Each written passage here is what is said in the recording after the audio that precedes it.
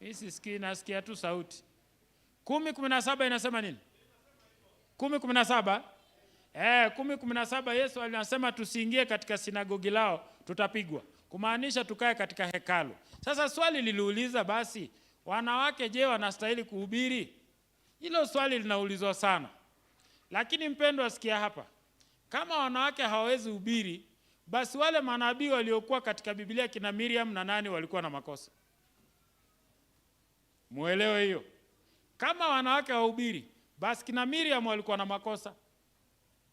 Sasa ndio swali tunajiuliza, basi aya inayosema hivyo basi inamaanisha nini? Na hiyo aya inapatikana kwa Korintho wa kwanza 14:34. Yohana wa kwanza 14:34. Wakorintho wa kwanza ni ile kitu nimekula saa 7. Wakorintho wa kwanza 14:34. Walinipea nini? Walinipea hii mboga nyeupe inaitwa nini? Na unajua hiyo ni ya USDA sana, haina uluya ndani yake. Sikia, Wakorintho wa kwanza 14:34. Paulo anawaambia kanisa kwamba wanawake hawana nafasi kuongea, na wakiwa na jambo lolote waenda waulize waume zao nyumbani. Lakini swali ni hili, context ni gani? Kumbuka context ya 1 Corinthians 14 inaanza 1 Corinthians 12. 1 Corinthians 12, 13 and 14 ni sermon moja. Na Paulo anaongea juu ya karama za Roho, na karama iliyokuwa inasumbua katika kanisa ilikuwa ya kuongea katika ndimi. Ndio maana akasema kwamba karama zote, mstari wa 7 wa Korintho wa kwanza 12 inasema kwamba karama zote zilizopeanwa na Roho Mtakatifu zinastahili kubenefit kila mtu katika kanisa. Na Mungu ameweka katika kanisa karama nyingi. Hiyo ni katika mstari wa 28. Na hizo karama anazitaja mpaka mwisho, anataja karama ya kuongea katika ndimi.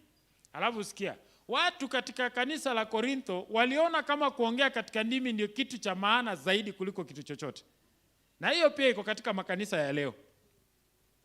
Sasa ndipo Paulo akaanza kuonyesha kwamba hata karama iliyo ya maana zaidi si kuongea katika ndimi. Akaonyesha karama iliyo kuu sana ni kuhubiri.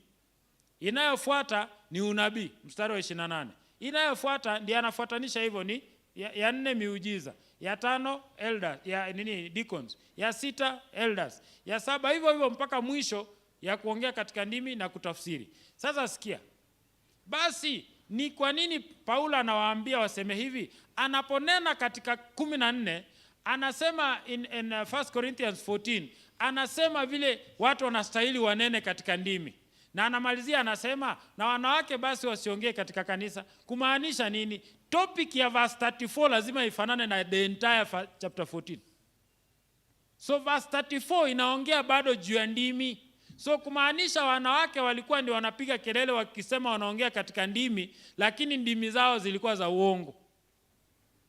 Sasa ndiye anasema na wanawake wasiongee katika kanisa, si kuhubiri.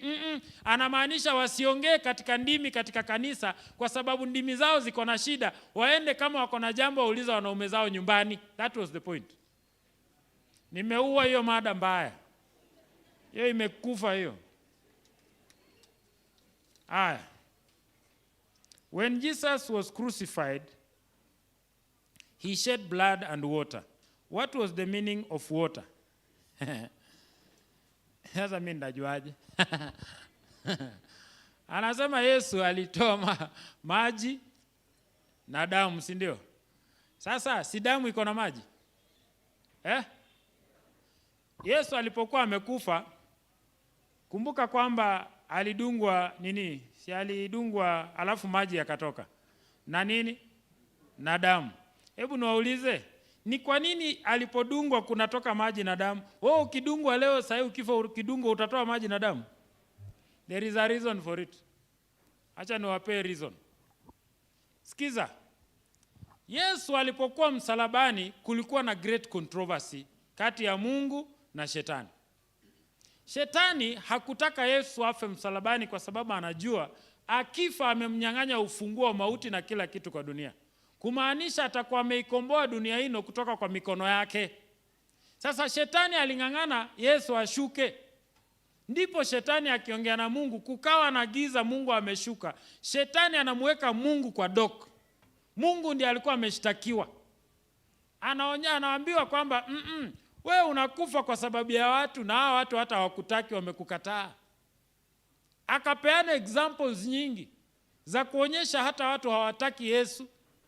Alafu akamwambia Yesu kwamba wewe hata kama wewe grace yako ndio too much. Na hata Yesu umemwambia ati akifa atafufuka baada ya siku 3. Ndio naona hana shida kufa. Aliposema hivyo, ndipo Yesu akasema, kama ni hivyo basi wacha nife bila tumaini. Kumaanisha Yesu alikuwa anakufa kifo cha pili cha mwenye dhambi. Kumaanisha Yesu alikubali kufa bila kufufuka, lakini watu waokolewe. Sasa alipofanya hivyo, Mungu akaturn away. Mungu alipogeuka akaenda zake, Yesu akalia akasema, Eloi, Eloi, lama sabakthani. Mungu wangu, mbona umefanya nini? Na alipolia hivyo, his heart ikarupture. He had a heart attack. Roho yake ikarupture. Yesu alisema, I will take my life. Hakusema nitauawa. Alisema I will take my life, yani nitachukua maisha yangu na tena nitafufuka. Sasa kumaanisha he took his life. Si ati mtu alimuua, alirupture. Roho ilirupture, ikamwaga damu na maji kwenye cavity. Sasa ndiye alipodungwa, kwa sababu damu iko na 85% maji kwa Wakristo tu, sawa? Wale ambao ni wa SDA tunakula managu, damu yako ni 85% maji. Haleluya sana. Watu ya nyama yenu ni 72. Yenu ni kidogo, sisi Wakristo ni 85. Je, kama mnanielewa? Sasa Yesu walipodungwa ndipo maji yakatoka. Ushaona damu ikiwa mahali katika container, ile red inakuwa chini, maji inakuja juu. Ushaona? Sasa ilipokuwa katika chest cavity, that is what happened. Sasa walipodungwa ndio ikaruka. Lakini maajabu ni haya. Unajua hayo maji na damu iliporuka, ikarukia mtu mwingine alikuwa na macho chongo akapona. Yesu hata katika kifo ana uponyaji. Swali lingine nauliza, this church is composed of many tribes, but at times some are carried away when at the pulpit and switch to the native language, making some who do not understand feel out of place. Kindly advise. Wazee wa kanisa hii, muache Kikisii. Hivyo ndio mmeambiwa. Ongeeni Kiswahili, muache mchezo wenu. Kwani sisi wote ni wa Kisii? Ndio mnaona Waluya wetu wanatoroka hii kanisa. Wanaanza kwenda kwa Muruabe. Anaenda huko milele. Unajua vile Waluya wanapenda kurukaruka. Sasa wanaenda huko kwa Muruabe, kuna nini? Msipoteze Waluya kwa hii kanisa. Muko unfair. Anyway, I think that has been understood. Our church KCC is not integrated in CMS in terms of tithe and offering. Unlike many churches, to enable I think an address juu ya, mnaelewa ile kitu amesema? Kuna pay bill yetu ya kanisa. When you pay through the pay bill, it becomes easy for kujua tumetoa pesa ngapi, nini stabilized kwa conference. So anajiuliza kwa nini hii kanisa haipeani pesa kwa pay bill, mnapeana hapa tu. He has a concern, and I think it's a valid concern. So anyway, but that depends on how you take it. So maybe kama ijapigiwa nini, maybe the elders can discuss and make a decision out of that. Because I wouldn't want to also gag anybody. Do we have first fruit offering in our church? If yes, where is it received? Anasema, je, kuna malimbuko ya kwanza katika kanisa? Na kama iko, huwa inachukuliwa wapi? Malimbuko ya kwanza mletee Mungu katika kanisa. Give it hapa kanisani. Nobody anakunyima kupeana malimbuko kwa Mungu. If you think the Holy Spirit has led you to want to give, please come and give. Na usipeane kujulikana. Leta kwa Mwenyezi Mungu, yeye anayeona kwa siri atakubariki. Amina? Just bring it to God. Usijali kusema kama wengine wanatoa ama itolewi. Just bring. I am married as a second wife. kama hatungeona swali ya marriage, ningeshangaa sana, ningejua mmeokoka, lakini bado zinakuja. I am married as a second wife. I was baptized and I attend church services regularly. Can I be a deacon? I want to serve God as other deaconesses. Hakuna mtu amekunyima wewe. Hakuna mtu amekunyima kuwa deacon kabisa. Si umekuwa baptized, you are a church member. Na jina lako iko kwa kitabu. You are a church member na unafaa kufanya kazi. So maybe wewe ndio hujajiweka in a way ya kufanya kazi. Unajua pia saa zingine ukija hapa kanisa ikiisha umeenda, tutakupeaje kazi? Hatukujui. Maombi ya mwisho ikiisha hivi kaguu ushaenda. Sasa tutajuaje wewe ni nani? Home church uendi, how do we know you? Hii kanisa iko na watu 7,000, tunakujua aje? Enda kwa home church tukujue, from the home church watu waseme huyu ni fulani. We give people kulingana na vile watu wana testify juu yako. Mtu akitaja jina yako na hatukujui, itasemekana fulani wa fulani. Ati Jane Mokaa ni mgani? Hakuna mtu anakujua hata kwa hiyo nominating committee, hapana. Kaenda kwa home church so that at least from the home church we may identify you. Kindly explain the following regarding na kama umenyimwa tu sijui. Najua unaweza kuwa kumbe pengine umenyimwa sijui, sasa hapo sitatetea, but pengine wamekunyima pia. Kindly explain the following regarding Adventist music ministry. Use of instruments like drums in singing. Sasa hebu niulize wapendwa. Daudi aliimba na drums? Daudi aliimba na instruments? Mbona mnakaa waoga? Si mtego, nimeuliza tu. Daudi aliimba na instruments? Kwaya yenye iliitwa ya 2 Samuel chapter 6 ilikuwa na instruments. So kuna shida gani ya instruments? So everything is sin to some people in our church. Kuna watu kwa kanisa yetu kila kitu ni dhambi. Si kila kitu ni dhambi mpendwa. And singing with instruments is not sin. But the issue is we should be careful how we use the instruments. That's the point. Tusitumie instruments in a manner that does not glorify God. But using instruments is not a sin. It is biblical. Na ukitaka kuleta Amos 6 haiko ina address all instruments. Hapana, ilikuwa ina address imitators wa David. Imitators wa David ambao hata sadaka zao zilikuwa na shida. They were just sinners, but they imitated David while still in sin. They have not repented and yet they imitated David. Au mtu anaweza sema hapana? Amos 6:5 inasema ole wenu mnaojifanyia vinanda na nini? Vinanda na matari na nini mkijifanyia kama nini? Kama Daudi. Ina address watu. Kama unataka context, anza from verse 1. Si kila mtu. Dancing in church during singing and shouting. Anyway, sisi hatupigi kelele. Ukisema shouting mimi sielewi. Hapa si kwa mruabe. Nirudie. Hapa sisi hatupigi kelele. Sijaona mtu hapa akisema hallelujah, amen. Kuna mtu ameshaisema hivyo? Hata ukikunywa soya unaweza fikia hapo? Ni ngumu. Sasa ndio tunasema hakuna mtu amefika hapo. Hapana. Na dancing, unajua kuna tofauti ya dancing na marching. There is a difference. There are people who just march vizuri. I don't think we have a problem with marching. Kuna kunengua na kucheza, tofauti iko. Sasa sijaona watu wananengua. Of course Nairobi kuna watu wananengua, ndio huwa tunakuwa na ugomvi kidogo hapa na pale. There are people ambao wanaogopa tu kwenda carnival. Kama wangepata nafasi kwenda carnival, wangekuwa tu carnival wanakunywa pombe na kudance. Sasa wanaleta hizo dance kanisani. That one we have seen. But I'm saying this, that if we can marching, I don't think it has a problem. I have never seen anywhere where marching has been a problem. Because even our pathfinders march, isn't it? And we have no problem with it. So marching is not a problem. Dancing may be an issue now. Lakini in the Bible we have examples of people who danced. Sasa swali najiuliza mimi, so hawaendi mbinguni? Na Mungu mwenyewe anasema there are men after my own heart and they danced. Sasa swali, how did they dance? Wali dance kama pathfinder? So, wakati tunalaumu na kukondemn some of these things, let's be gracious. We are also forgiven sinners. Let's be gracious about this. And let's learn the Bible first before we jump on small issues. What about marching by the choir? Iko sawa? Thank you. God bless you, and God bless you too. Marching na choir mimi sioni shida yake.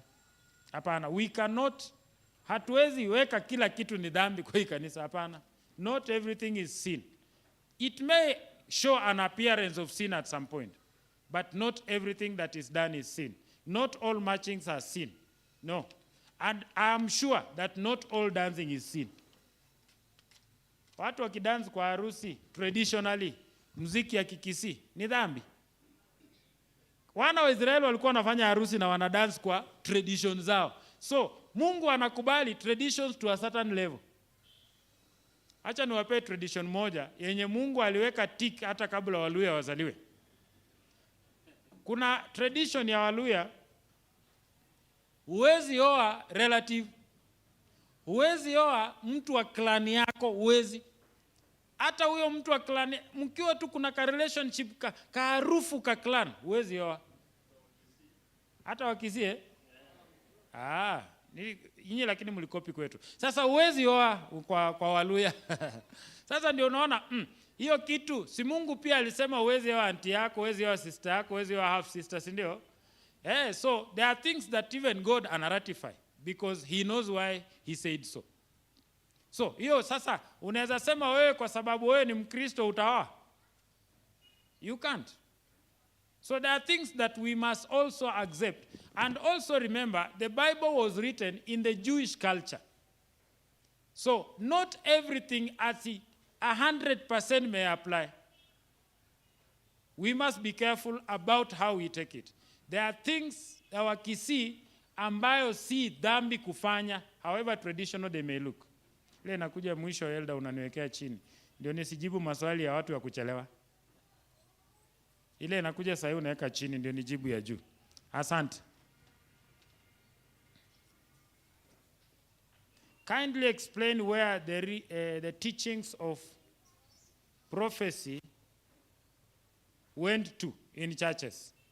Now, I don't know about your church, but where I come from, we teach prophecy. Kama kanisa yako mimi sijui. I don't know which church you go to, because I'm sure hii kanisa imejaa like 3,000 people wenye majina haiko hapa. Kweli ama uongo? Kuna watu hapa wanakuja na ni Sabbath school members. So I don't know your church, but the truth is this. Prophecy is still taught. Okay, attend makambi, prophecy is there. And if I have grace in the eyes of the elders, you can call me here for 3 or 4 days or a whole week ya prophecy. Si lazima tuseme prophecy ile ngumu. Prophecy can be simplified na ikuwe tamu hata hutaamini ni prophecy. We can actually do that. That's what we do these days. We simplify it in a way kwamba kila mtu anaielewa. Na unakuta kanisa imejaa weekday. So that kila mtu aelewe tunaenda wapi na tunatoka wapi. But I know that there are some places tumeenda tukakatazwa kufunza prophecy kwa crusade. I've gone to a church where pastor na elders wakaliniita. Hiyo wanakwaya. Ni wachawi ya wapi? Hawa watatu wako hapa, hawa. Madam, si utaangusha kichwa. Mahali umefika utaanguka sasa. Paka sasa nakuhurumia. Unaweza tafuta kwa kona pale, nyinyi watatu mnaweza tafuta kwa kona pale mkalala. Hiyo mama wawili na hii jamaa amekaa hapa na tai. Mtaanguka. Haya. Mimi nawahurumia tu. I'm just being a good pastor. Haya. Sikiza. Kuna mahali tushaikatazwa kunini prophecy. Na pastor akasema zile picha za wanyama msituletee hapa. Tukasema ni sawa, tukarelax, hatukukuwa na shida kwa sababu ni ametukataza. Lakini hatukutumia picha ya kuweka ya kuhang, tukatumia projector. Alishtukia hizo picha bado ziko kwa ukuta lakini na projector. Sasa na hawezi ongea tushaanza. Hiyo vitu ndio iliokoa wengine wetu, hatuwezi ziacha. Sisi tuliokolewa na wanyama, unatuambia nini wewe? Jesus was crucified on a stake. What is the difference between a stake and a cross? Now, I don't know what you mean by a stake. Kwa sababu, I think a stake and a cross are the same word. If we go to the original Greek. Yesu aliwekwa kwa mti. Biblia nyingine na verse zingine zinasema aliwekwa kwa msalaba. Sasa wewe ulisoma verse moja. But the cross that Yesu aliwekwa, point ni muhimu ni hii. Haikuwa imewahi sulubiwa mtu. Na ilikuwa timba, ilikuwa huko kwa palace ya Herode. Ndio walitoa huko wakazibandika na wakaleta hardwood. Ndio wakampea abebe. Wakaenda wakamsulubu. But I don't see the difference. But the issue also is this. That the cross ya ule mwivi na ya Yesu haingefanana kwa sababu ya ule mwivi haileti wokovu. Ya Yesu tu ndio ilikuwa msalaba wa wokovu. Pastor, is it good to pray for somebody to be blessed and is without food only prayers and without support blah blah blah blah? No, it is wrong to pray for somebody who is hungry. Yesu alipokutana na watu wenye hawaoni, aliwafanya nini? Aliwaponya wakaliwatoa upofu, si ndio? So it is important to deal with people. In fact, let me tell you my people. I know hamfanyangi crusade. Lakini siku moja Roho akiwashukia muamue kusema waambie pastor tunataka crusade sasa. Musiende tu kuhubiri hivyo kavu. Kuna watu hapa wako na watoto. Mtu ako na mtoto mmoja kama tochi ya pikipiki. Na amejaza maboksi ya nguo ya mtoto mmoja hivi. Boss, bakishia mtoto wako nguo kidogo juu ana grow. Hizi zingine zote leta tuende tufanyie evangelism. Hata msiposema amen nishasema. Leteni nguo kwa kanisa, tafuta ka hall mahali mjaze. Mkiende evangelism beba hizo nguo. Vijana wanaenda huku wakipeana hizo nguo kwa mafamily, alafu waite hao watu kwa crusade. That's what we do. Ukipea watu mahitaji yao, they will tend to listen to you more. And when you do visitations, angalia, there are some houses utakuta kuna wagonjwa huko ndani. Call our doctors amongst us. In this church we have doctors, isn't it? Wacha madaktari wetu waende wawaone free. Huyo mtu wakati atapona, atakuja hii kanisa bila kuambiwa na mtu. Leta our doctors wawashughulikie. Kama mtu ana shida yote tu hapo, look for a way. And there are people with many problems. If people don't have food, kwani mkichanga hapa 50-50, hii kanisa yote kitoe 50, shilingi 50, mnaweza feed familia ngapi? Mingi sana. Enda anzishia mtu biashara ya kuuza nini? Ya kuuza hata mboga. Mwambie hii pesa tunakupea lakini tunataka uanze kuuza mboga wewe mama. Akianza kuuza mboga wewe mama mwambie na usikose kanisa, atakuja mwenyewe. The best evangelism ni evangelism ya kukimu mahitaji ya watu. Ndio maana ukisoma Yakobo, James chapter 2, kuanzia verse 14 ukishuka, James anasema kwamba kumbe wokovu pia unapatikana kwa matendo in this manner. Kwamba mtu akiwa na njaa, huwezi mwambia tu aende, atumuombe useme enda Mungu atakubariki, hapana. Mpe chakula kwanza. Imeandikwa kwa hiyo James. Ndio maana verse 17 anasema imani bila matendo imefanya nini? Imekufa. Haya, swali lingine nauliza, during the time Jesus was betrayed by Judas, the cock crowed, uongo. Who was the owner of that cock? Hii ni uongo. Kwanza umesema ati Judas alipomkataa Yesu, ati jogoo ilifanya nini? Is that true? Biblia hujui, ndio unaona unauliza maswali ya upuzi. Biblia hujui. Nisomee Tito 3:9. Nani ako na Biblia? Acha nirudi chini.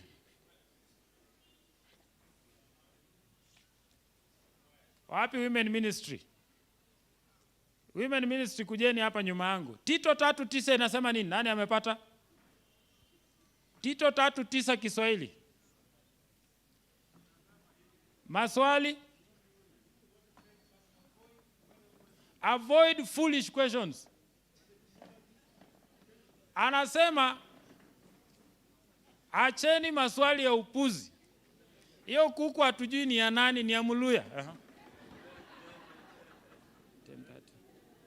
Which time do you prefer? Because we want to make a reservation now. then official name ile utatumia sijui ni Peter ID. Sitati. Okay. Peter Sitati. Then are you using ID or passport? ID. 1 okay, 2. ID 1 2 2 2 2.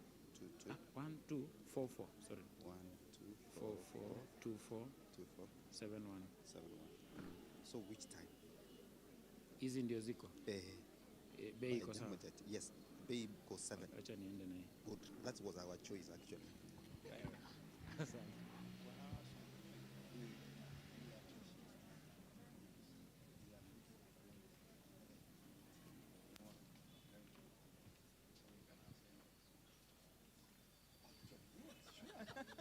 No, atachelewa cheki. You are supposed to be there. Yes. You are supposed to be there between 9:30. Yes. You can 10:30. Wacha kama unaanza maswali kama 10:15 unakuwa na interview kwa sure. Haya. Kristo wa neema yote, imbisha moyo wangu, mifulizo ya baraka inaamsha shangwe kuu. Unifunze nikupende, nikuandame kote, moyo wangu ukajae furaha na tumai. Aya, wamama tupe vitu. Nimeona mkifanya mazoezi siku nyingi.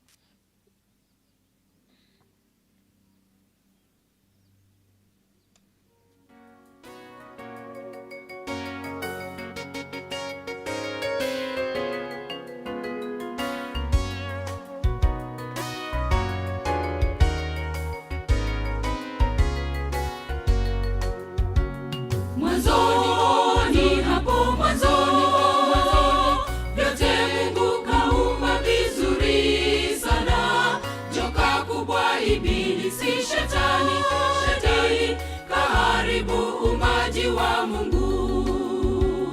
Mwanzoni, hapo mwanzoni, vyote Mungu kaumba vizuri sana.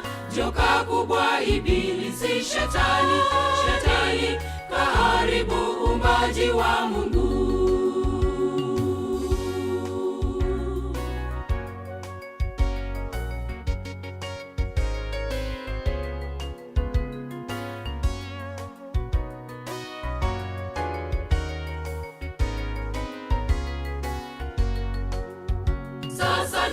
Shukuru kwa makuu alotenda, Mungu wangu huyu namshangaa. Wakati nilipokuwa mwenye dhambi tele, mtoto wake Yesu kanikomboa. Sasa namshukuru kwa makuu alotenda, Mungu wangu huyu namshangaa. Wakati nilipokuwa mwenye dhambi tele, Yesu kanikomboa.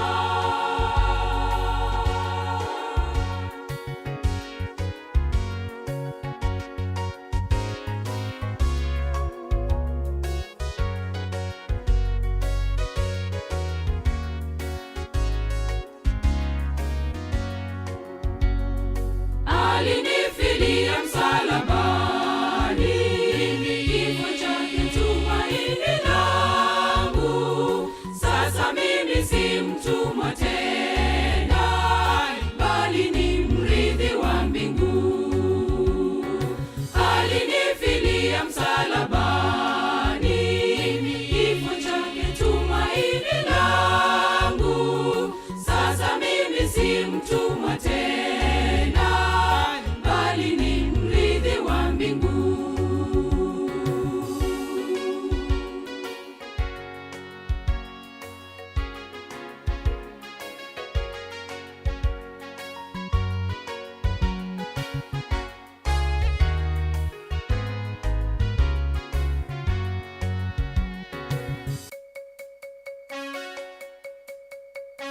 Ananipenda Mwokozi Yesu, ananipenda katika shida pia na kwenye kwenye raha. Bwana Yesu mi ananipenda, ananipenda. Mwokozi Yesu ananipenda, anipenda katika shida pia na kwenye raha. Bwana Yesu mi ananipenda, ananipenda. Mwokozi Yesu ananipenda, anipenda katika shida pia na kwenye raha. Bwana Yesu mi ananipenda, ananipenda. Mwokozi Yesu ananipenda, anipenda katika shida pia na kwenye raha. Bwana Yesu mi ananipenda.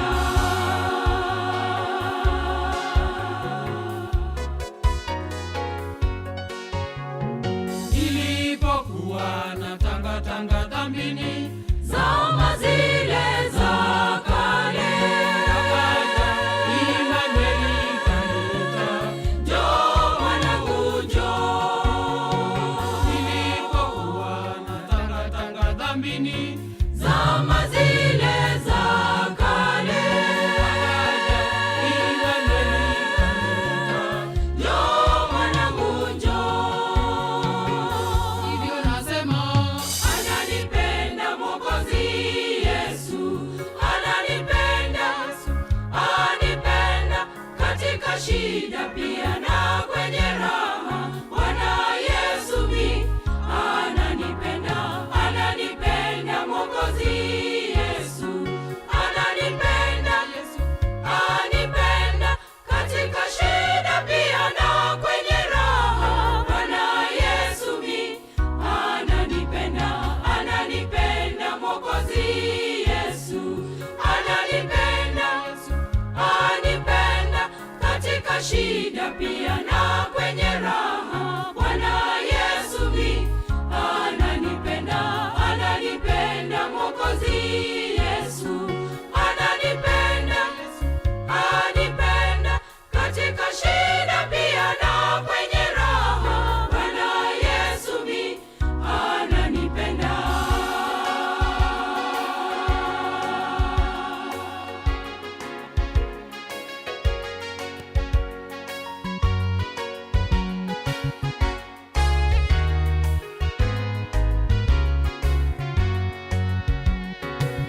Alinifilia msalabani, kifo chake tumaini langu.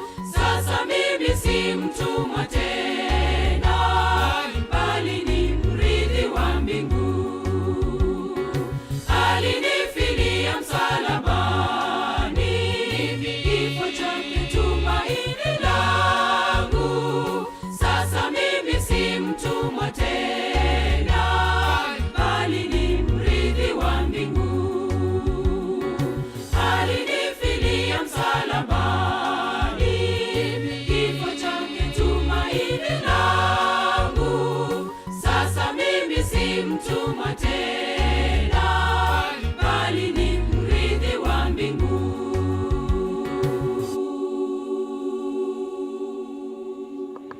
Amen. Mnasemaje kwa kanisa? Asante sana kwaya ya kanisa ya wamama, church choir ambayo ni ya wamama. Asante. Na maswali pia ibuka hapa. People were raised from the dead according to the Bible. Before Jesus, Elijah and Elisha raised people. Elijah raised ule mtoto wa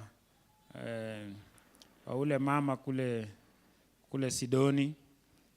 Elisha ule mtoto wa mama Mshunami.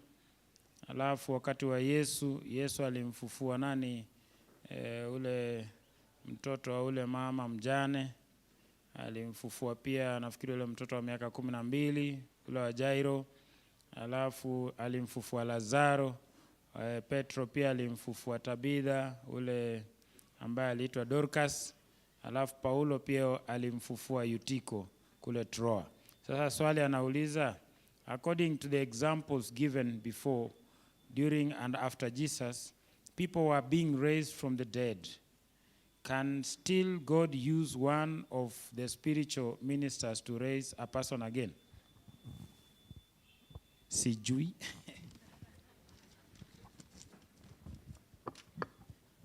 I don't know. It depends. Mungu ndio huwa ana accomplish. If he chooses to, he can. Because God anaweza, si ndio? Akiamua kutumia mtu yote anaweza. Soon, when the outpouring of the Holy Spirit will come, many people will be raised. And many miracles will be done by Adventists.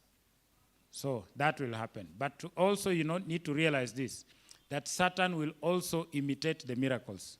So you need to be careful. So miracle is not really proof kwamba ati mtu ni mtaua. Kuna watu wataua kwa Biblia wenye hawai kuwahi fufua mtu. Na bado Mungu alisema they were men after his own heart. From where did the children of Adam and Eve get their spouses, wives and husbands? Not that they were the first and only mankind on earth. Now, hii swali usumbua watu kwa sababu ya Kaini. Kisoma Genesis chapter 4 verse 16, inasema kwamba baada ya Mungu kumwambia Kaini kwamba hautakufa, kuanzia mstari wa 13, kwamba nimeweka alama kwako mtu hata kuua. Biblia inasema na Kaini akamchukua mkewe na anaenda nchi nyingine. Sasa mtu anauliza, basi Kaini alitoa wapi? Alitoa wapi bibi ama mke?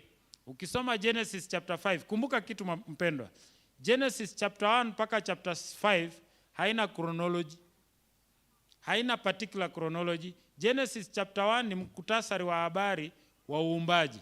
Genesis chapter 2 ni habari kamili ya uumbaji. Genesis chapter 3 ni anguko la mwanadamu.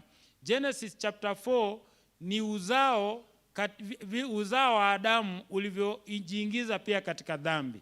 Genesis chapter 5 ni generation ya Adam from Adam kuendelea. Sasa ukisoma chapter 5 from verse 1, inasema Mungu aliwaumba wanadamu. Aliwaumba mke na mme, akawaita Adamu. Alafu hapo mbele inasema na Adamu akamjua mkewe, akapata mwana ambaye ni wa mfano wake aitwaye Sethi. Huyo mwana pia ametajwa katika Genesis chapter 4 verse 25 and 26. Sasa anasema akamzaa mwana wa umbo lake. Alafu akasema na Adamu alikuwa na miaka this. Na Adamu aliishi miaka 960. Ni 960, si ndio? Alafu alikuwa na wana na binti. Kumaanisha Adamu alikuwa na both female and male children. What does it mean? Those male children married their sisters. It was not wrong to marry a sister then. Najua mtu anayangalia kwa miwani ya Kisii. Nasema alipata wapi bibi? It was not wrong. Hebu nikuulize, kila mtu afikirie hiki. Adam alioa nani? Alioa nani? Hawa, si ndio? Hawa alitolewa wapi? Hapa. Kumbe Adam alijioa. Sijui kama mnanielewa. Si Adam alioa kutoka hapa, so Adam alijioa. So kama unasema relatives, hata Eve si relative, Eve ni Adam. Mumenishika lakini. So it was not wrong. In fact, in the Bible, people married their sisters. Sarah ni sister nani ya Moses? Ama amjui? Angalia vile mnasa. Si mcorrect mseme ni Abraham. Si ati nini, najaribu wazimu yenu. Sarah alikuwa bibi ya nani? Abraham. Na Abraham na Sarah walikuwa sisters, ama sister na brother, or you don't know. Genesis 20 verse 12. Abraham alienda katika nchi ya ugeni, akafika huko akaambia huyo king, aliona hao watu hawajui Mungu, akasema wataniua. Akamwambia huyu ni sister yangu. Alafu baadaye Mungu akaja katika ndoto usiku huo, akamwambia huyo jamaa, huyu ni mke wa huyu jamaa, ukimgusa shauri yako. Sasa asubuhi akamrudishia, akamwambia wewe boss, wewe uniambii kumbe huyu ni sister yako. Jamaa akamwambia, mimi niliona hii nchi haina watu wanamtii Mungu, nikaona mtaniua kwa sababu ya usupu wake. So mimi nikaona niseme ni sister yangu. Alafu akasema, lakini ni sister yangu. She is a daughter to my father but from another mother. Alikuwa step sister. Lakini walipoenda Misri wakarudi, Mungu akapeleka kuoa mbali. Akasema uwezi oa sister yako, uwezi oa half sister yako. Iko kwa Leviticus 19 and 20 and 21. Hiyo ndio masheria zilizozitoa. Uwezi oa sister yako, you can't marry your half sister, you can't marry your auntie, you can't marry hivyo. Ndiye akasongesha kuoa kwenda mbali. Who is Melchizedek? Why was he given tithe of God? He was not from the tribe of Levi. That is very true. Melchizedek was a king in Salem. ama Salem. Salem in other words ni Shalom. Sasa king of Shalom means king of peace. Melchizedek was both a king and a priest. Sasa ndio Yesu anakuja katika the order of Melchizedek because Jesus is both king and priest.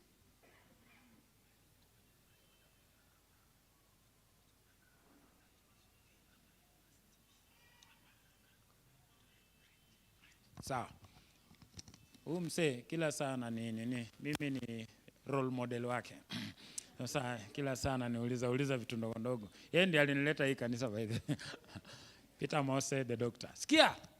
Sasa kumbe after the order of Melchizedek, Yesu hangetokea kwa order ya Aruni kwa sababu Aaron was just a human being, he was a priest mwenye anakufa. Ndio maana akatokea kwa Melchizedeki as an example. Ukisoma chapter 7 ya Hebrews inasema Melchizedek hakuwa na mama ama baba.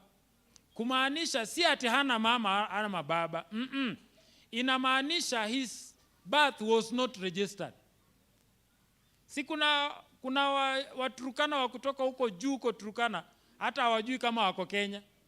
Na walizaliwa nyumbani na hawa Waturkana wako na birth certificate. Hawana, hana hata ID.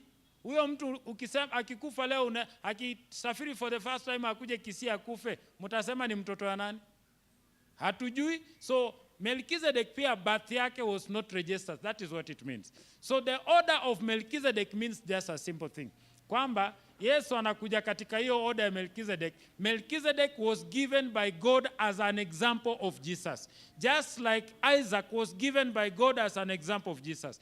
Isaac was going to be killed by his father. Just the way God allowed Jesus to be killed for us. Isaac pia hakuuawa kwa sababu hakuna mwanadamu anaweza chukua dhambi ya watu. Ndio maana aliambiwa, mzee Ibrahim, sasa simama usimchinje mwanao. Angalia nyuma mwenye anaweza chukua nini? Dhambi ni mwana kondoo. Mnakumbuka eh? Very good. So Melchizedek was just an example. One other thing that I need to add based on the question that was asked. Amesema si Mlawi. That is true. Si Mlawi kwa sababu zaka si ya Waisraeli. Zaka ilianza kabla Waisraeli waweko. Ni kama mnanielewa. Sasa usituambie zaka ni Waisraeli. It started before. Zaka ni ya humankind.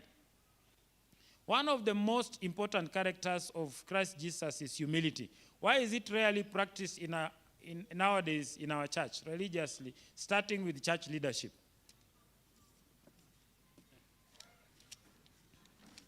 Now, humility is a choice.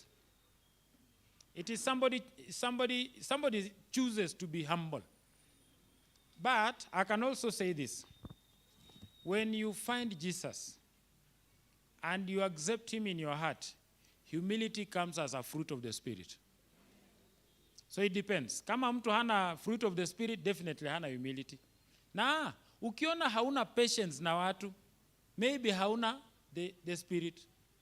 Ukiona uko na kashida, uko na hasira, haupendi watu, hauna roho, kwa sababu Roho Mtakatifu akija anakupa hizo vitu zote in one go. Sasa ukiona uko na tu hasira unaanza kutuambia watu, unajua mimi ni Mkisii. Ni roho ndio hayuko. Ni ukisii iko. Kindly elaborate for us Revelation 11 verse 1 which talks about two witnesses. Who are they? The two witnesses need the law and the prophets. The two witnesses in Revelation chapter 11 talks about a situation in the year 1793 when the French decided that the Bible will not be read in their country. 3 years later, watu wakawa na shida kwa sababu waliface crisis inaitwa, si kama kwa wale watu mulifanya arts. Mulisoma Karl Marx. Kuna mtu alifanya Karl Marx theory. Wapendwa. Wale wenye walifanya arts, kuna mtu alifanya Karl Marx theory ama Wakisii ni hesabu. Nyinyi ni watu ya sciences. Kama ulifanya Karl Marx theory inaonyesha kwamba kwa wale walienda university, kama ukwenda ni sawa. Kuna theory kwa university inaitwa Karl Marx. Inasema hivi kwamba the rich use the poor for surplus value. Yani the rich use the poor for cheap labor, alafu wana benefit more out of the cheap labor. Sasa waka experience Karl Marx theory, ama waka experience hiyo problem, kukakuwa na the French Revolution. 3 years later, kukakuwa na French Revolution in 1796. The French wakasema hapana, fanya hivi, rudisheni Bible. Ndio French walikuwa na shida, watu walikuwa anybody slept with anybody. Hata French hiyo tabia wako nayo mpaka leo. So they had a problem in France. Then they had a revolution because the poor wali revolt. Sasa hapo ndio inasemekana watu wote walikuwa na Biblia zilichomwa na watu walishikwa, hata wengine waliuawa. Ndio unasikia Revelation 11 inasema and the 2 witnesses walivutwa in the streets, lakini wakafufuka tena. That's what it means. Kwamba later ikakubalika. Alafu hiyo tena inamaanisha kwamba during the dark ages from 538 AD to 1798 AD, Biblia haikuwa inakubalika. Watu walikuwa kienda kanisa wanasomewa first verse, first reading na second reading peke yake. Alafu Biblia ikaweka kwa Kilatini ndio watu wasielewe. Ndio maana watu kina Jerome, kina Zwingli, kina Martin Luther, kina John Huss wakaanza kutranslate Biblia into native languages. People started understanding the Bible. Ndio maana kukakuwa na kitu kinaitwa nini? Protestantism. Ndio watu wakaprotest. Usingizi imeanza. Wapi kwaya ya wanaume? Kwaya ya wanaume simameni mkuja hapa mbele. Na mfanye haraka. Ama amukuangi saa 8, si ndio? Kujeni hapa. Kujeni hapa. Nimbe pendo lake, nimbe, twende. Nimbe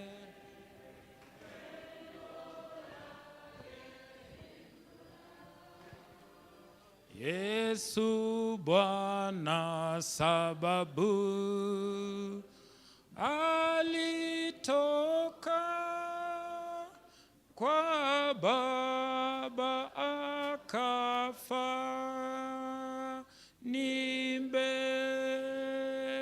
pendo lake sifa kuu, nitatoa akafa. Niwe hai, nimbe pendo lake. Tupe moto wa uhai,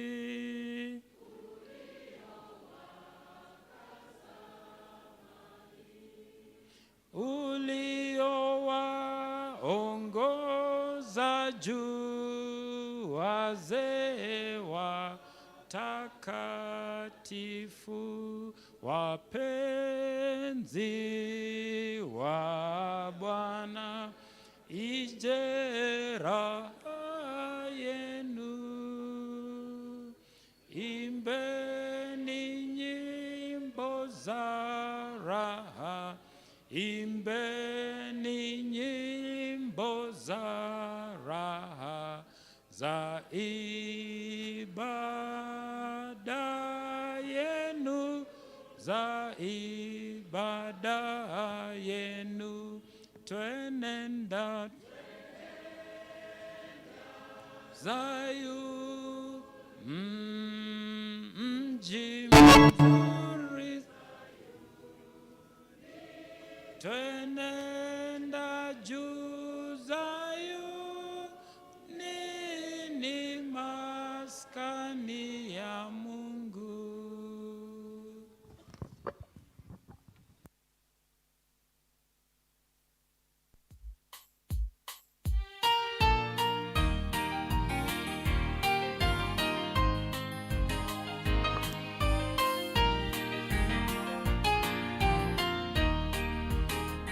Nyanchamu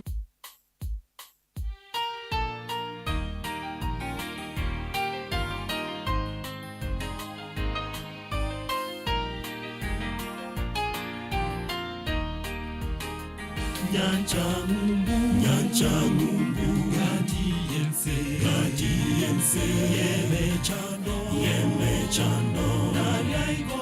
Nariaigoro Ensenere Otakoira Samariga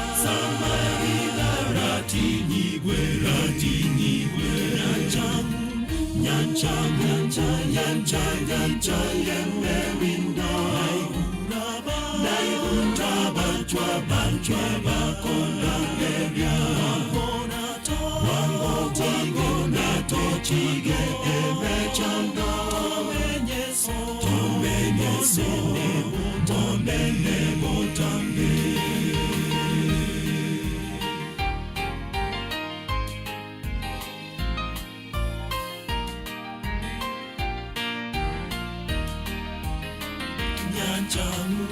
Nyancha Mungu somorembe vivenense yaetire emechano yaherire abarosu batimoke yaetire takoinyorwa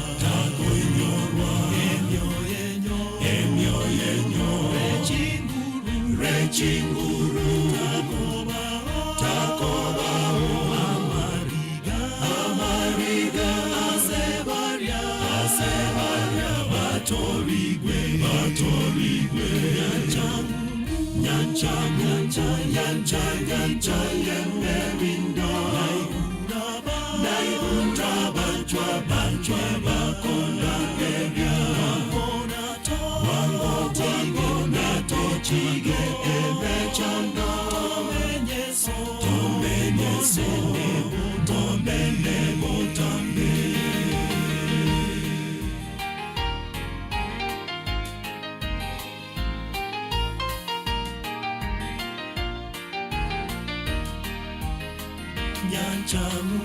Nyancha Mungu motimoko yesarange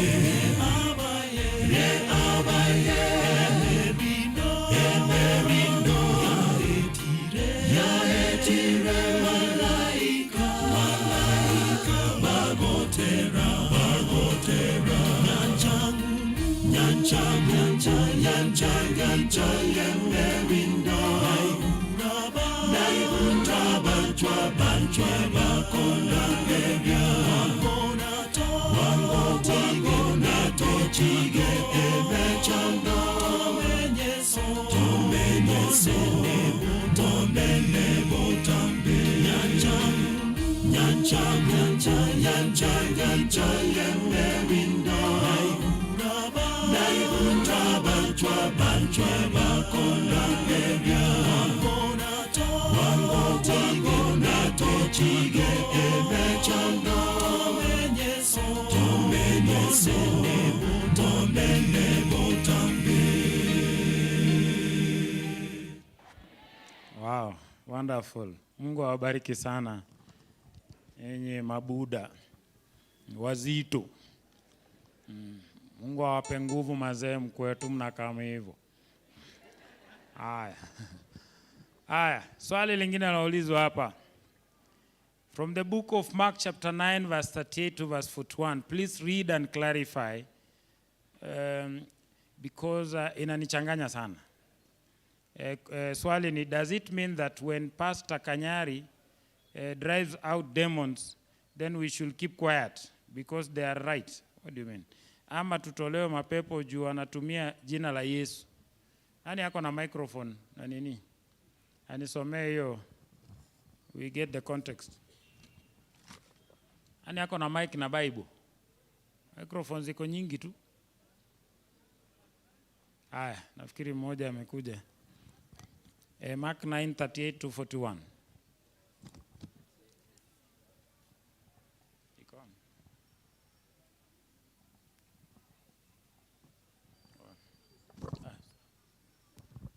Inasema, now John answered him, saying, Teacher, we saw someone who does not follow us casting out demons in your name, and we forbade him because he does not follow us. But Jesus said, do not forbid him, for no one who works a miracle in my name can soon afterwards speak evil of me. For he who is not against us is on our side. For whoever gives you a cup of water to drink in my name because you belong to Christ. Assuredly, I say to you, he will be by no means lose his reward. Thank you. Now, let me ask this question. Ukitoka hapa uende hii soko iko mbele inaitwa ni Keumbu. Ile mahali ukisimamisha gari unaingizwa watermelon kwa macho. Na miwa hiyo tuseme uende kwa hiyo soko ukuta wa SDA wanahubiri na wanaimba nyimbo zetu. Utakuwa na shida na wao? Si ni wa SDA? Ukienda ile soko next ile kubwa ukuta watu wengine huko wanaombea watu hospitali wanapona na ni wa SDA. Do you have a problem? That is what it means. Si ati kila mtu mwenye anatoa pepo, hapana. Ukisoma Matthew chapter 7 verse 21 inasema si wote wasemao Bwana Bwana watakaoona ufalme wa Mungu, bali watendao mapenzi ya Baba yangu aliye juu mbinguni. Mapenzi ya Baba yangu aliye juu mbinguni inamaanisha nini? Kitabu cha Zaburi 40 mstari wa 8. Hiyo nataka mfungue. Hii nawapea nini ya kwenda kutumia huko nje. Zaburi 40 mstari wa 8. Psalms 40 verse 8 explain the will of God. Inasema ninapenda kutenda mapenzi yako Baba. Alafu inaweka half colon, which means what is being said later will explain the preceding statement. Inasema amri zako ziko katika moyo wangu, ama sheria yako iko katika moyo wangu. Kumbe kutenda mapenzi ya Mungu ni kutii amri. Sasa huyo kanyari anatii amri? Ndio swali. Because tunawajaji vipi? Isaiah chapter 8 verse 20. Hiyo ndio kipimo. Kila mtu anajua MSD yote. Isaiah 8:20, to the law or to the prophets. If they speak not according to this word, it is because there is no light in them. Swali nauliza, the land God promised Israel was already occupied by Canaanites. Where can these people supposed to be? Is it grabbing? Sasa hiyo inji hata wacha nikuongezea haya. Si ati ilikuwa na Canaanites peke yake. Ukisoma chapter 3 Exodus verse 7, 8, 9. Nafikiri verse 8 and 9 ndio mzuri. Inasema nimeona mateso yenu nyinyi wana wa Israeli chini ya watesi wenu kule Misri. Na nitakuja na nitawachukua na nitawaleta katika nchi iliyo na maziwa na nini? Na asali. Nchi ya Waperizi, Wakananayo, wanini, wako wengi, sites, Wayebusi, Yebusites, wamejazwa hapo wote. Kumaanisha kumbe kitu ambacho kiko na watu ambao si watakatifu, siku moja Mungu atakipokonya apewe watu wake. Hamujanielewa? Kumbe kuna watu hapa wanang'ang'ana na kazi, siku moja watu wanaomfuata Mungu kikamilifu Mungu atawapea hiyo mali. Sasa Mungu anajua, he knows. As a form of punishment to sinners, anawapokonya.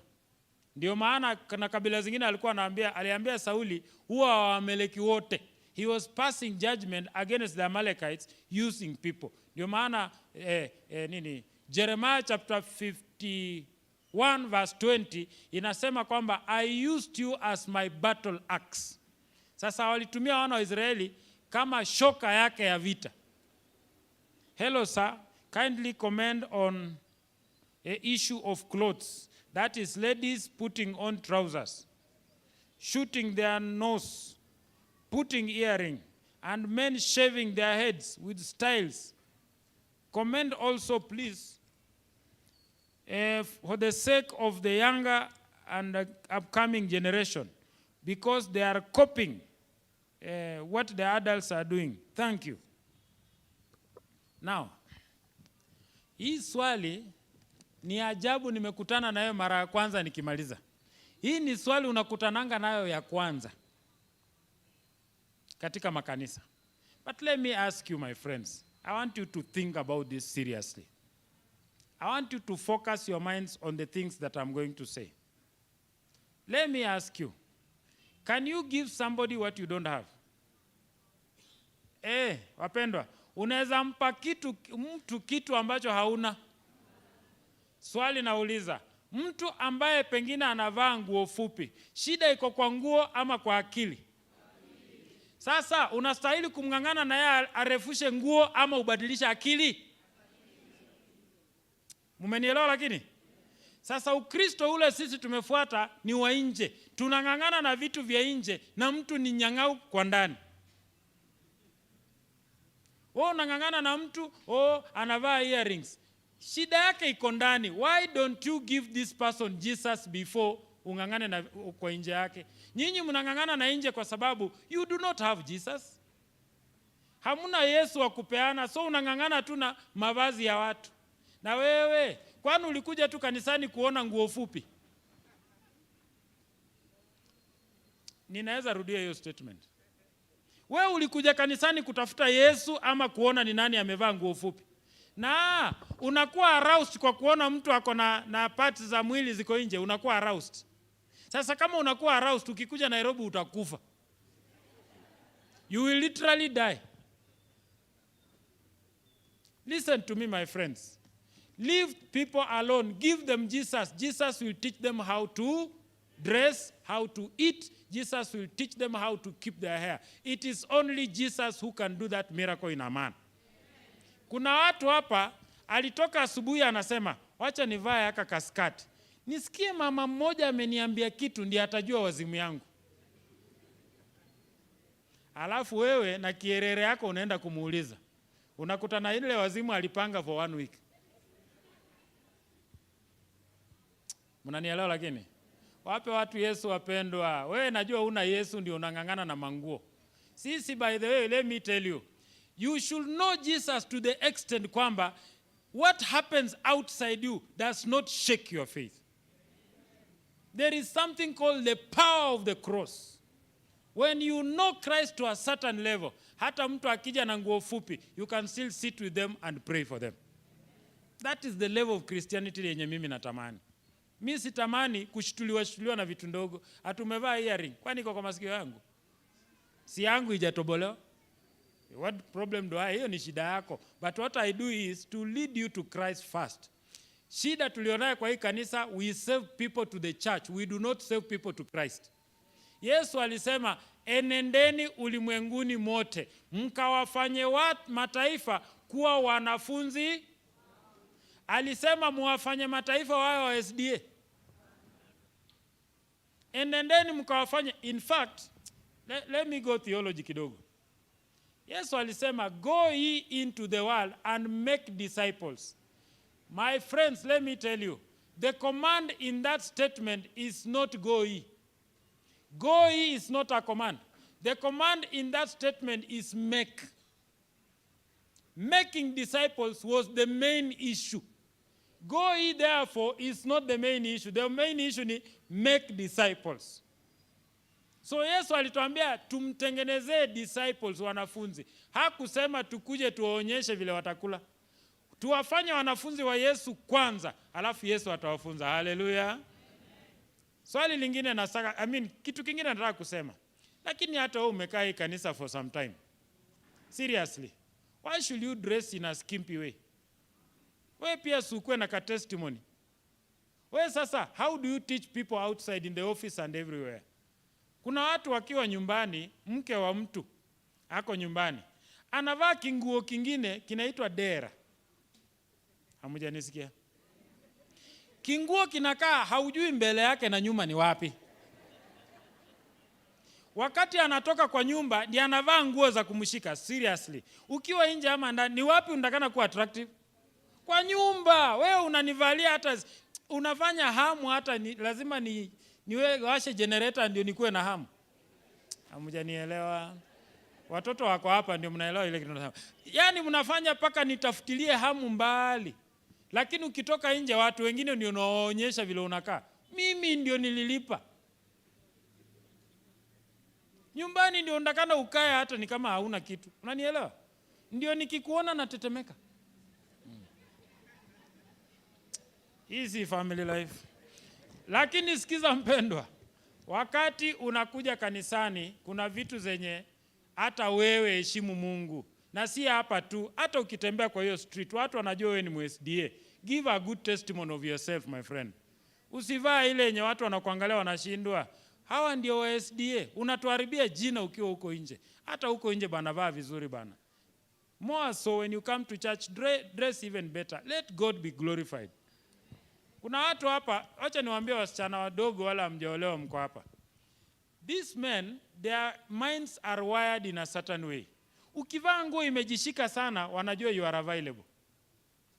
Ukivaa nguo ya heshima, skati mzuri, wanajua you are a bit expensive na klasi yako huenda ni ya juu. Wewe si mtu rahisi. If you want to be available, dress that way. Ukivaa tu nguo inajishika, akili yetu inajuanga huyu siana, so una advertise, ndio? So unataka kuwa sexy. So sexy inamalizia nini? Muongei. Sawa, so kama unavaa vibaya pia wewe unatupea nini, unaonyesha ni kama unapatikana. Lakini msichana mwenye anavaa tu vizuri, watu wanaume chip hapa hawezi mfuata. Watu wenye wanataka tu sex hawezi mfuata, wanaogopa, wanaona anakaa na heshima. When you respect yourself, people tend to respect you. Nakumbuka nikiwa mdogo, haya maombi ya siku 10 yalikuwa ya kufanywa alfajiri saa 11. Kwa nini yalibadilishwa yakawa jioni? Sasa mimi ndajuaje hata wewe kwenda huko. Haya. When was the Adventist Church started? Je, kanisa la KSDA lilianza lini? Wewe unauliza polisi juu ya maombi ya asubuhi. Ala? Anasema kanisa la Kiadventista lilianza lini? Nimemaliza maswali. Kanisa la Kiadventista lilianza lini? Now listen. During that period yenye tulikuwa na, when prophecy was not very accurate, in the year 1840 ikielekea 1841 mpaka 1843, kulikuja na kina William Miller ambao walitabiri Daniel chapter 8 verse 14, ambayo inasema unto 2300 nights and days and the sanctuary shall be cleansed. Sasa watu hawa wakakalculate wakapata the correct date yenye itamalizia hiyo 2300. However, they missed out on the event. Sasa 1843 ilipofika, watu wakangoja Yesu hakuja. They were so disappointed. Sasa later watu wengine wakasema badala ya tuwe na hii disappointment, tuanzisha makanisa yenye tunaweza dance na kufanya vitu vyetu ndio tusiwe na disappointment tena. Ndio makanisa yakaanza kuchipuka. Point nyingine ni hii wapendwa. Ilipofika 1863, hapo hivi kulikuwa na watu ambao kwanza before 1863 neno likakuja kwa jamaa anaitwa James White. James White wakangangana na kina hawa marafiki zake wengine wote, kina nani wengine? Joseph Bates, nani mwingine? Hamkumbuki majina yote. Sasa hawa jamaa wakangangana wakiwa wanahubiri injili. Lakini kwa sababu hawakuelewa mambo yote na hawakuenda vile Mungu alitaka, Mungu akafanya msichana mmoja aliyekuwa ameanguka akakuwa na coma for almost 4 months. Huo msichana baadaye akaanza kuwa na visions. Huyo msichana hakusoma. Anaitwa Ellen Gould Hammond. Huyo msichana baadaye alipoanza kazi sasa, akaanza kazi na kina James White, ndiye akaolewa na James White, akaitwa Ellen G. Sasa huyu mama ndio baadaye sasa Mungu akamuonyesha. Wakakaa chini katika kikao in 1863, wakakuja na majina. Watu wakaita jina fulani tuitwe Catholic. Wakaambiwa hapana, itafanana na the Roman outfit. Tuite the Church of Jesus Christ. Wakaambiwa hapana, there is a church inaitwa hivyo. Paka mwisho wakasettle. Unajua wakati walikuwa wanasema jina, they go home to pray about it. Wakiomba usiku, Mungu analeta vision, anaambia ile njia si hiyo. Paka mwisho vile walipata jina the Seventh Day Adventist Church. Mungu akaleta njozi akamwambia ile njia hiyo ni sawa. Hivyo ndio walianza. Mimi ni msichana a youth choir, niliteleza nikazaa nje ya ndoa. Mtoto amekuwa mkubwa na nimerudi kwa hiyo kwaya ya vijana na tunaimba pamoja. Is this a sin? If so, what is the way forward? Because I love singing. Now, My sister, I want to tell you this. After you got your child, ulirudi ukabatizwa. Kwa sababu uliteleza na mwenyewe umekubali uliteleza. Je, ulirudi kwa Mwenyezi Mungu ukasema pole? Na kwa sababu ulikuwa na dhambi ya wazi, ulirudi ukatubu wazi. That is the point. Even our church manual inasema, yule atendaye dhambi ya wazi, arudi atubie wazi, ili asionyeshe wengine ni kama kutenda dhambi ni sawa. Umenielewa? Sasa wewe rudi kwa darasa ya ubatizo. Kwanza ungekuja leo tukubatize, sijui hata unangoja nini. Ama tukupeleke saa hii. Whoever it is. Jumaji si bado iko. Ni vile tu pastor amevaa suti. Tutaki kumrudisha kwa maji. But I'm asking you this. Please humble yourself. Wacha maringo, kwa sababu maringo ni inafanya watu wataki kuwa rebaptized. Kuna watu walikuwa rebaptized kwa Biblia bila dhambi. In Acts of Apostles 19 from verse 1. Kuna watu walibatizwa. Paulo alipowauliza, mulibatizwa lini? Wakasema, ubatizo upi? Wa Yohana. Mulipokea Roho Mtakatifu? Wakasema hata Roho Mtakatifu hata harufu hatukupata. Wakasema basi, kujeni mbatizwe tena. Walipobatizwa tena, hawa watu hawakubatizwa juu walikupata mimba. Hawakubatizwa juu hawakunywa soya. Ama sijui nimeenda wapi. Hawakubatizwa juu ya makosa. Walibatizwa juu hawakuwa na kweli yote. You can actually be rebaptized for not knowing all the truth. Na sasa kama watu wanabatizwa na hawana dhambi, na wewe una dhambi paka ya kuonekana. Kwanza miezi 9 tulikuona. So ukuje tu humble yourself ubatizwe. Come to Christ, my friend. And God will bless you. Amina. Kuna kwaya vijana by the way. Kujeni. Now that you have reminded me. Kuja na ukuje uimbe, usiwe na uoga. Si ati nikisema hivyo sasa usimbe. Come and praise your God. Don't fear about this. Then later see the pastor. Youth, tafadhali, when you want to sing for God, stand up. Si mimi nimewaita. When God says, please stand up. Nimeona kwaya nyingi watu wakiitana, kwaya inaamuka polepole, niliona ya wamama, mnaamuka slowly sana. It is wrong. If you want to sing for God, please, enuka mapema mtukuze Mungu.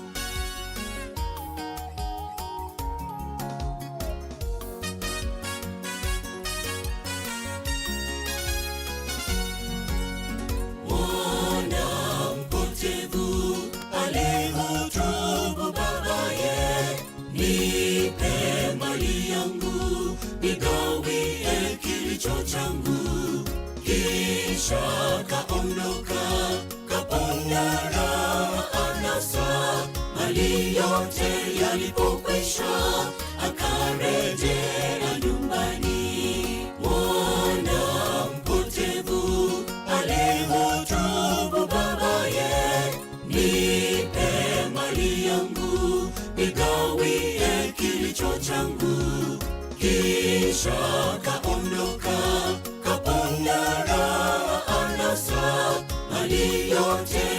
ilipokwisha akarejea nyumbani. Mbinguni kuna furaha, mdhambi mmoja anapotubu arejeapo zizini, mfano wa mwana mpotevu. Mbinguni kuna furaha, mdhambi mmoja anapotubu arejeapo zizini, mfano wa mwana mpotevu.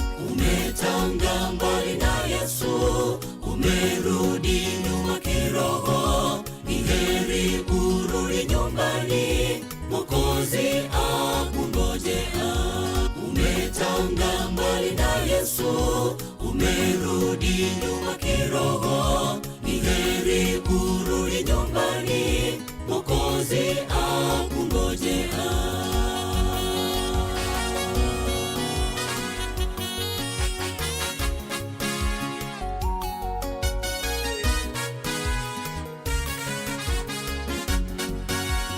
Mara ngapi ndugu umesikia wito huu, uje kwa Mwokozi, mlango ungali wazi.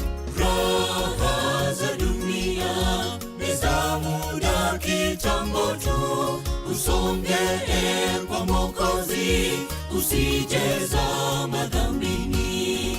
Mara ngapi ndugu umesikia wito huu, uje kwa Mwokozi, mlango ungali wazi. Raha za dunia ni za muda kitambo tu, usonge kwa Mwokozi, usijezama dhambini. Dunia hii yapita, anasa zote zitapita, ni heri nikose ya dunia, lakini niridhi ya mbinguni. Dunia hii yapita, anasa zote zitapita, ni heri nikose ya dunia, lakini niridhi ya mbinguni. Mbinguni kuna amani, mbinguni kuna furaha, ajaye kwake Mwokozi ataridhia mbinguni. Mbinguni kuna amani, mbinguni kuna furaha, ajaye kwake Mwokozi ataridhia mbinguni. Dunia hii yapita, anasa zote zitapita, ni heri nikose ya dunia, lakini niridhi ya mbinguni. Dunia hii yapita, anasa zote zitapita, ni heri nikose ya dunia, lakini niridhi ya mbinguni. Mbinguni kuna amani, mbinguni kuna furaha, ajaye kwake Mwokozi ataridhia mbinguni. Mbinguni kuna amani, mbinguni kuna furaha, ajaye kwake Mwokozi ataridhia mbinguni.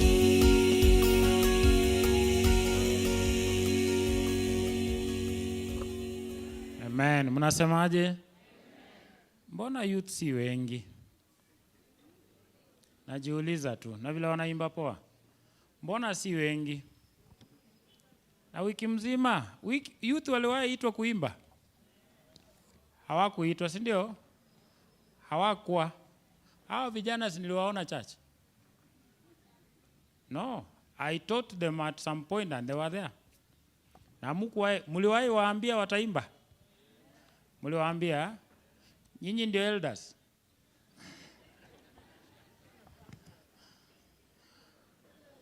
Youth, I want to encourage you in this manner. Kuna watu kwa hii kanisa wanaweza kukufanya ukaacha hii kanisa. Nyinyi youth, sikizeni vizuri. They can make you leave the church, but I want to tell you something and encourage you. Haukuja kwa hii kanisa juu ya mtu. Hata waseme nini, kaa hapa. Hii kama mnanielewa.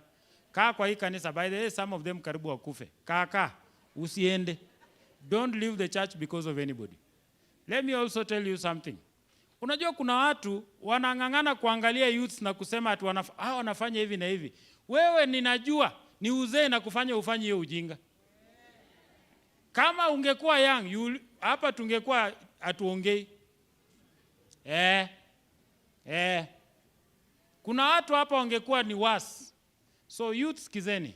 Do not be driven out of the church by anybody. Stand your ground.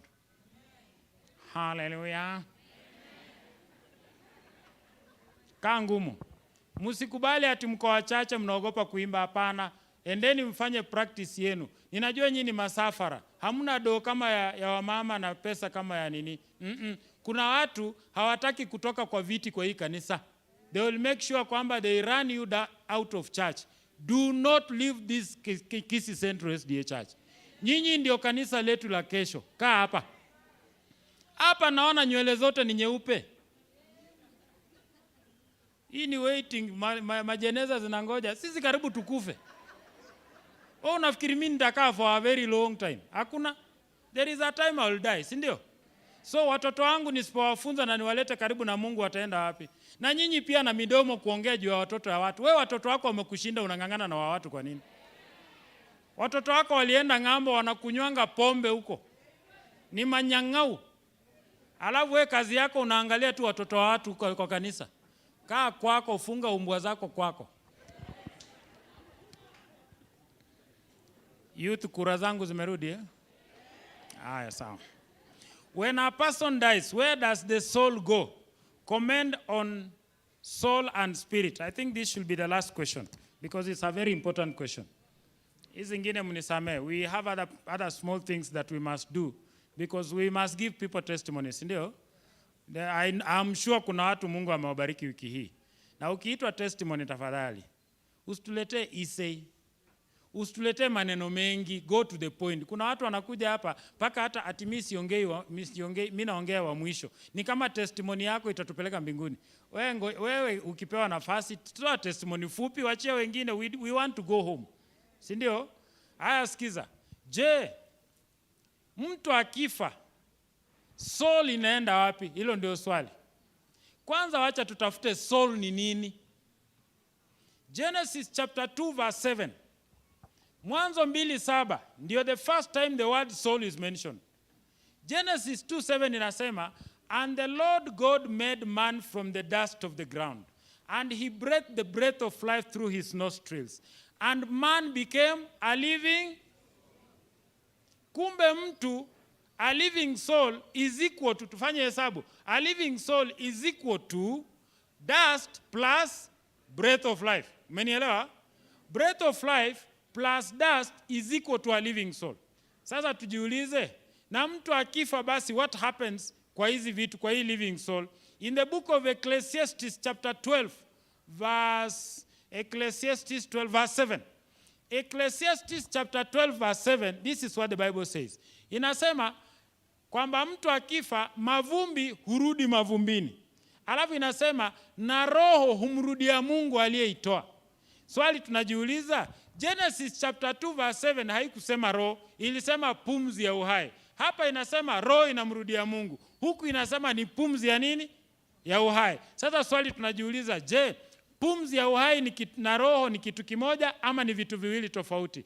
Tuende katika kitabu cha Ayubu 27:3. Job chapter 27 verse 3 inasema, uhai wangu ukali mzima ndani yangu, na roho wa Mungu ako katika pua langu. Kumbe roho ako katika pua. Ni nini kilichopulizwa kwa mapua ya mtu? Pumzi ya uhai. Kumbe roho akiwa kwa mapua, maana yake roho wa Mungu ni nini? Ni pumzi. Kumbe pumzi ya uhai ndiye inamrudia Mungu. Sasa niko na swali kwa kila mmoja hapa.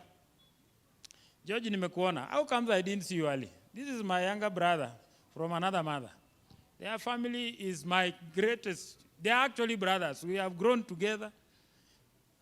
Na George ni polisi. Msilete ujinga sasa hapa. Tena ni mkubwa. Mnaweza wekwa pingu. Sikiza. Kumbe inasema hivi, sikiza. Listen to this. Okay, sasa nimesema ni polisi. Sasa everybody anataka kuangalia. Polisi wanakuanga blue ama? Ni nini kila mtu sasa anaangalia? Ako wapi? Angalieni hapa kuna uzima wa milele. Haleluya. Sikiza.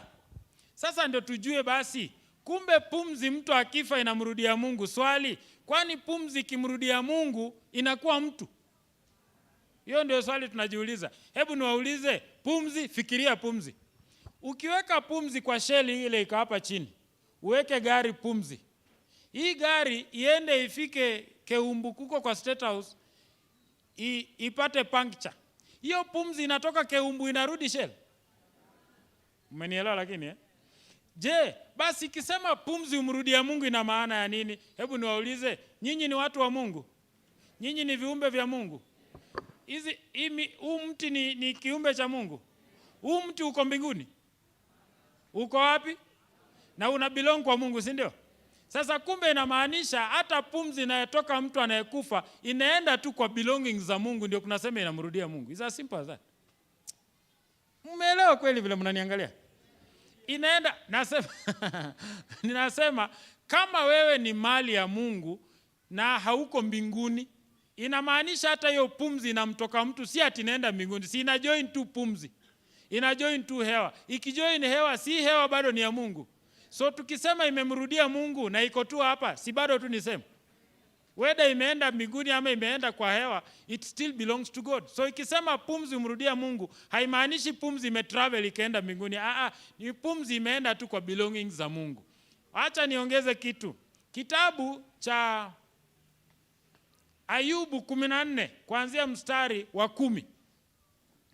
Ayubu 14 kuanzia mstari wa 10 inasema, lakini mtu hufa na asiinuke tena, kama vile maji kupwa na kukauka katika mto. Na anasema mtu hufa, hufariki dunia, naye yuko wapi? Anasema na hata inuka mpaka mbingu kutokuwako. Kumbe mtu hufa na kuzikwa na atakaa kwenye kaburi mpaka mbingu kutokuwako. Swali, ni lini mbingu itaondoka? Ni lini mbingu itakunjwa kama ukurasa? Yesu akirudi. Iko katika kitabu cha Petro wa pili 3:10. Petro wa pili 3:10 inasema kwamba na siku ya Bwana itakuja kama mwivi, na mbingu zitakunjwa kama ukurasa, zitatoweka. Kumbe mbingu kutokuweko itafanyika Yesu akirudi. Ndio maana inasema kwamba Yesu akija, mtu hufa na ukaa kaburini mpaka siku ile Yesu atakuja, ndio mtu atafufuliwa. Point ingine, Wajaluo na Waluya wale mko hapa, hii ni yenu. Kuna watu wanalala usiku wanaota. Munisikize vizuri. Alafu wanakuja kutuambia Omondi alikuja 10. Ayubu 7:9 na 10.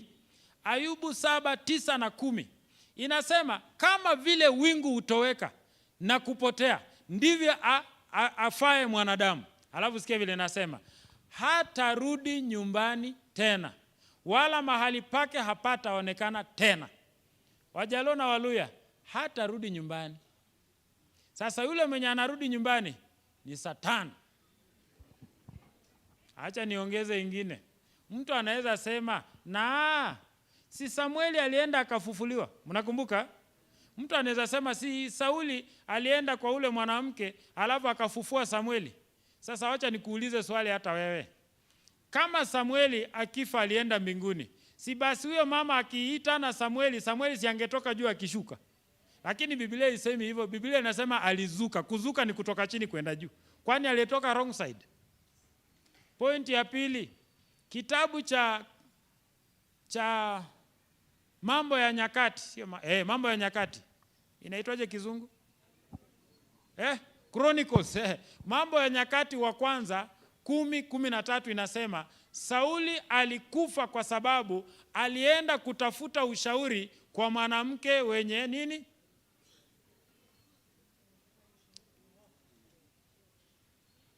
Sasa kumaanisha ndio maana alikufa. Kumbe Mungu hakuhusika. Ya mwisho, watu wanasema hii ni verse za mwisho sasa. Kitabu ni cha Yohana 5:28 na 29.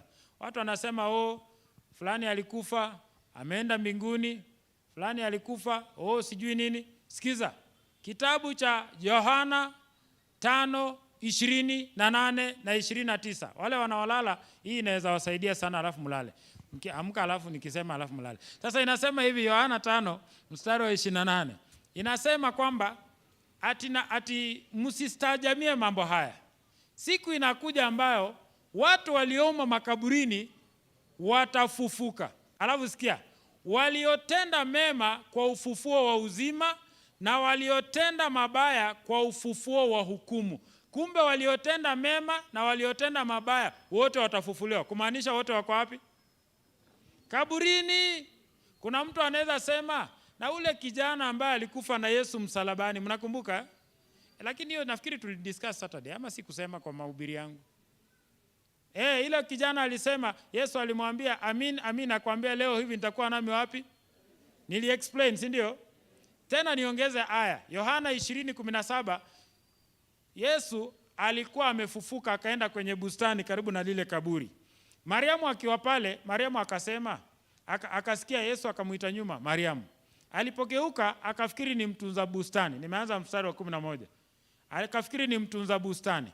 Mariamu akamwambia, mmempeleka wapi Bwana wangu? Akamuita tena, Mariamu. Ndiye alipogeuka akaona ni Yesu, akaenda kumkumbatia. Yesu akamwambia, usinishike maana sijapaa kwa nani?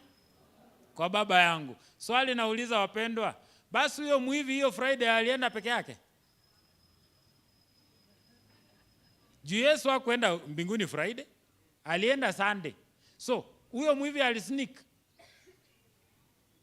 So ndio tujue aliposema hivyo maana yake iko tofauti, ni koma iliwekwa wrong place. Yesu alimaanisha, amin, amin nakwambia leo utakuwa nami peponi. Hakumaanisha, hakusema amin, amin nakwambia leo hivi utakuwa nami peponi. Hapana, alisema amin, amin nakwambia leo. Yani I make the declaration today but the promise is future. Kwa sababu hata mwivi alimuuliza, Bwana, unikumbuke utakapokuja kuchukua ufalme wako, future. Kuna watu husema juu ya Lazaro na ule nani katika kitabu ya Luka 16 kuanzia 19. Inasema palikuwa na mtu mmoja tajiri, alikuwa na vyakula hata vya kusaza. Na kaja wakati mmoja na maskini mmoja aliitwa Lazaro, aliwekwa kwenye lango lake. Kukaja siku moja yule tajiri akafa, akaenda kuzimuni. Na yule maskini pia Lazaro akafa, akaenda kifuani mwa Ibrahimu. Na walipokuwa kule, akalia akatoa sauti kuu akisema, Baba Ibrahimu, nihurumie. Mtume Lazaro aenda achovye nje ya kidole chake, ije aje uburudishe ulimi wangu, kwa maana naumia sana hapa nilipo. Ibrahimu akamjibu akasema, mwana wangu, ulipokuwa ungali hai ulikuwa na mazuri yako, na Lazaro ako huku anafarijiwa. Na kati yetu na nyinyi kuna bonde kubwa, kwamba walio kwenu hawawezi kuja kwetu, wala walio kwetu hawawezi kuja kwenu. Vile mnaniangalia mnashangaa. Na kuna kitu moja nimekuta hii kanisa watu wanashangaa. Ukikariri aya mtu anashangaa, how do you know all this? It is very easy. Hiyo ndio kitu najua inawashangaza. It's very easy. Acha kunywa majani. Mimi nilipoacha kunywa majani na maziwa na nini, nikaanza kushika. Ukikunywa majani, sukari imemixiwa na maziwa, utoboi. Achana na hizo story. Acha niwaambieni hivi, nifafanue jambo hilo. Yesu hakumaanisha kwamba ni Lazaro hasa na tajiri. Kwa sababu kule chini huyu jamaa anamwambia, mtume basi Lazaro waambie ndugu zangu, kwa maana nina ndugu 5. Na wakisikia kwa mtu atokaye kwa wafu, watafanya nini? Hawatakuja mahali hapa. Akamwambia wanao Musa na manabii. Hiyo ndio topic. Wako na Bible, they have the word of God. Wakifuata neno la Mungu hawatakuja mahali hapo pa kuteswa. Na ukiangalia hiyo story yenyewe hata inakaa funny. Sikia hapa. Yesu anasema ati palikuwa na mtu mmoja palikuwa na Lazaro aliyekuwa na nini? Na hizi vidonda. Wewe Lazaro ndugu yake Martha na Mary alikuwa na vidonda mahali? Hakuwa na vidonda yote. Kuna mahali umbu ilimlamba miguu? Hakuna. Namba 2. Ati huyo mtu amekufa, ameenda kifuani mwa Ibrahimu. Wewe ushaisikia mtu akikufa anaenda kifua ya mtu? Kwani kifua ya Ibrahimu ni constituency? Sijui kama mnaelewa ujinga ile natoa. Ni eka ngapi? Na kama watu wote watakatifu wakifa wanaenda kifua Ibrahimu. Baba Ibrahimu alienda, huyo Tera alienda kifua ya nani? Na Ibrahimu alikuwa hajazaliwa, ni mdogo. Kwani alipokufa alienda kwa kifua Ibrahimu akiwa angali hai? Na wale kina Nuhu wenye walikuwa watakatifu walienda kifua ya nani na Ibrahimu hakuwa amezaliwa? Ndio ujue hii ni parable. Point nyingine, huyu anasema mwambie achove kidole chake aje ameuburudishe ulimi. Wewe unachomeka na moto, utasema akuje na basin ama aenda achove kidole akuje na ulimi? Ni parable. Yesu alikuwa anamaanisha simple. Nyinyi wana wa Israeli ni matajiri wa neno, lakini hamuhubiri kwa watu ambao wanazunguka mataifa. Mataifa ndio maskini wakapewa jina Lazaro. Kama mngehubiria hawa watu wote na mfuate neno hilo, hamungekosa kwenda mbinguni. Lakini mataifa kwa sababu wamekubali neno ambalo wamesikia kidogo lakini wamelifuata, wao sasa wataitwa wana wa Ibrahimu. Kama mmenielewa. Kuna vitu zingine nimesema hapa pastor, indakana itolewe sadaka. Kuna point zingine nimetoa kalikali sana, indakana ilipiwe. Sasa ndiye alimaanisha, nyinyi ni mnajifanya wana wa Ibrahimu. Ndiye alimwambia baba Ibrahimu. Watu wanafikiria kuwa Myahudi una qualify mbinguni. Hiyo ndio ilikuwa shida. Ndio kuna watu wanafikiria kuwa MSDA ina qualify kwenda mbinguni, utachomwa. Na kama unafikiri kuacha kukunywa soya ndio kwenda mbinguni, utachomwa na mwili ya soya. The only vehicle to heaven is to accept Christ. Hallelujah. Bwana asifiwe wapendwa. Nikubali nimlete pastor. Nimeongea sana, acha nipumzike.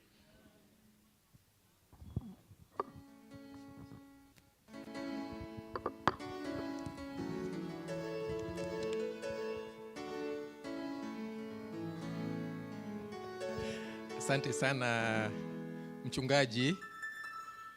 Ameniambia kwamba kiti hiki ni cha mapasta. Elders watoke. Asante sana. Kwa haraka tunapotamatisha ningependa kuwauliza wale ambao walibatizwa, tafadhali mje hapa mbele. Natumai kwamba bado mko. Wanapokuja tungependa kushukuru sana mchungaji Peter Sitati kwa mafunzo yako ambayo yanaandamana na kutufunza pia jinsi ya kusoma Biblia na vile vile jinsi ambavyo tunaweza kuwasilisha ujumbe huo kwa wale ambao tunaenda kwao. Wale ambao walibatizwa tafadhali mje mbele. Ni mmoja ambaye amekuja. Walikuwa 21, kwa hivyo tunatarajia wote. Walikuwa wameulizwa wasiende.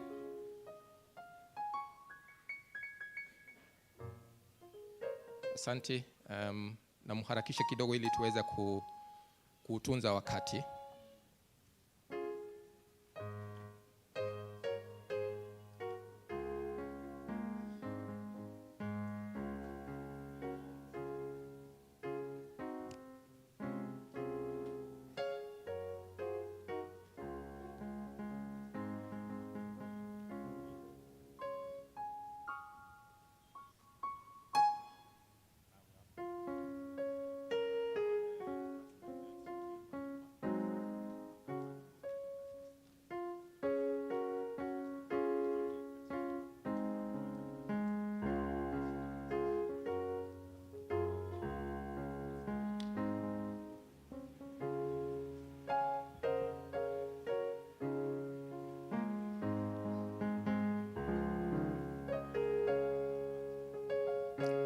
Kujeni upande huu.